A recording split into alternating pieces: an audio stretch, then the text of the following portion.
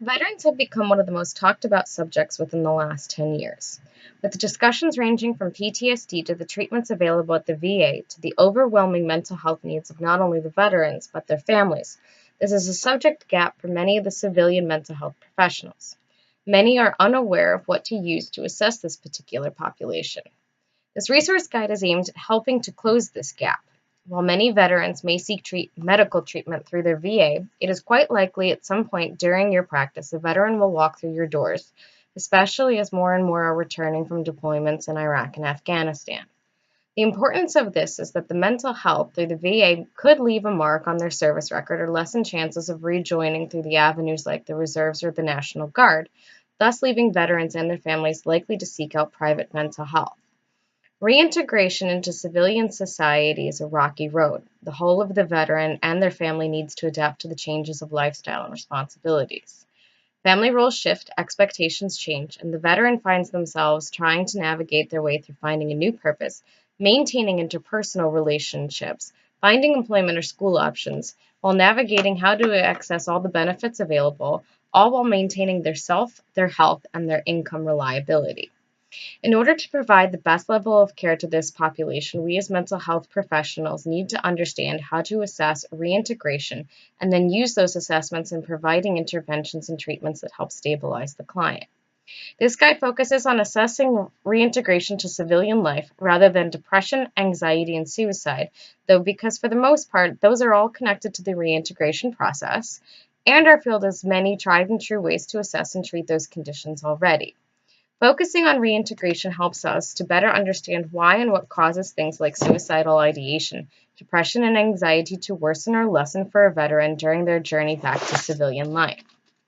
The first thing to note is that at this time, there is no one preferred method for measuring reintegration. Because it is such a new arena for exploration, methods that are reliable and consistent are still being sought.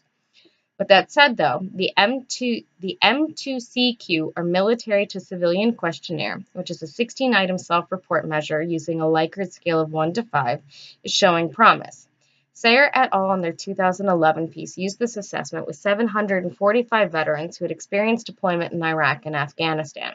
The sample population was recruited through the VA health system. One of the things to keep in mind as you use an assessment for reintegration is that these things only measure the psychosocial aspects of a person. From the systemic point of view through MFT, thought, and therapy, please remember that a person is made up of much, much more than these, and that these things are merely a tool used during treatment planning. The M2CQ has promised, as Sayer et al. 2011 said, were able to provide the internal consistency of 0.95, and the sample adequacy test for this population resulted in a 0.93, both showing strength and reliability for this particular assessment technique. The M2CQ was tested with a sample population that looked like the following. Mostly were Caucasian. The rest, in order of largest to smallest percentages of the population, included African American participants, Hispanics, Asians, American Indians, or those who identified as mixed race. There were more females than males, which is a rarity for most military-focused studies. Just over half of the participants had some level of college education, and about 61% were married, 24% were single, and about 15% were separated. Most participants were veterans from the Army, and then the Navy, then the Marine Corps, and lastly the Air Force in largest to smallest population samples. Most participants overall were well distributed across all levels of ages. As well, with being new, further testing will help confirm whether the M2CQ continues to be a good assessment tool across all these different sample populations through the military. The assessment was aimed at evaluating interpersonal relationships with family, friends, and peers, productivity at work, in school, or at home, community participation, self-care, leisure, and perceived meaning in life. And in addition to the M2CQ is the Community Integration Questionnaire, the Community Reintegration for Service Members, Community Participation Index, and the Patient-Reported Outcome Measurement Information Systems, also known as the PROMIS. What these all have in common is the expectation, as Resnick et al. Mentions in their article, that the higher the score on these assessments means that the higher the successful reintegration of the veteran. However, this does not register to higher satisfaction. Emotions and perceptions by the client regarding where they are in their life often plays a much larger role than the ones on paper score, which is vital to remember during these assessments. An important thing to note is that as Resnick et al.'s piece brings to light for professionals is that the CRIS, or the Community Reintegration for Service Members questionnaire, has been designed to incorporate assessing for military service-related stressors in addition to their level of community involvement.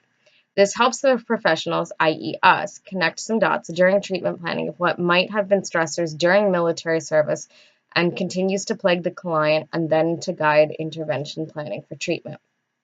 Equally important to note, though, as well for this resource guide is the need for the professional to also have assessments on hand to gauge the satisfaction and health of the veteran's intimate and interpersonal relationships. Because none of the aforementioned assessments really delve deeply into this topic, it is worth bringing on that other studies and research attempts have been able to connect that the strength and satisfaction of a relationship to the health and the ability and resilience and adaptability of the relationship to change during difficult times. Danielle, Mark, and Moore's article delves into this topic through the lens of perspective, which I talked about before being crucial to consider during assessment and treatments. Daniela et al. Realized the value of the perception with which to relationships and individual functioning continue to be successful. While their research focused on connecting how perception by a military member themselves and their partner's perceptions about PTSD symptoms, the severity of the symptomology, and how this affected the reintegration process for both partners.